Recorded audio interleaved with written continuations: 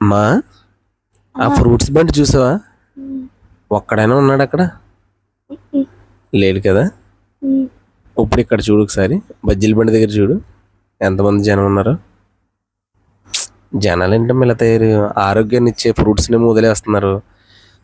ఈ ఆరోగ్యాన్ని పాడు చేసే ఈ బజ్జీలు, నూడిల్స్లు, ఫ్రైడ్ రైస్ ఇక్కడ మాత్రం జనాలు ఫుల్గా ఉంటున్నారు. నాకేం అర్థం అవ్వట్లేదు. అవును డాడీ, వీళ్ళు రుచిని మాత్రమే చూస్తున్నారు, ఆరోగ్యాన్ని మాత్రం చూడట్లేదు డాడీ. నిజమేనండి, మనం రుచి కోసం ఎక్కువ చూసుకుంటున్నాము, ఆరోగ్యం కోసం అయితే సరిగ్గా పట్టించుకోవట్లేదని నా ఉద్దేశం. ఇప్పుడు ఈ ఫ్రూట్స్ గురించి చెప్పినప్పుడు ఏమంటారంటే కొంతమంది, ఈ ఫ్రూట్స్ రేట్ ఎక్కువనో లేదంటే కనుక వీటిల్లో కూడా కార్బన్ లాంటి పెస్టిసైడ్స్, కెమికల్స్ వాడతారనేసి అంటారండి. అయితే కొన్ని కొన్ని ఫ్రూట్స్కి అసలు పెస్టిసైడ్స్ కానీ లేదంటే కనుక కెమికల్స్ కానీ వాడకుండా కూడా అమ్ముతారండి. అందులో పైనాపిల్ ఒకటి, సపోటా, జామ, ఇంకా ఇలాంటి కొన్ని కొన్ని ఉన్నాయండి.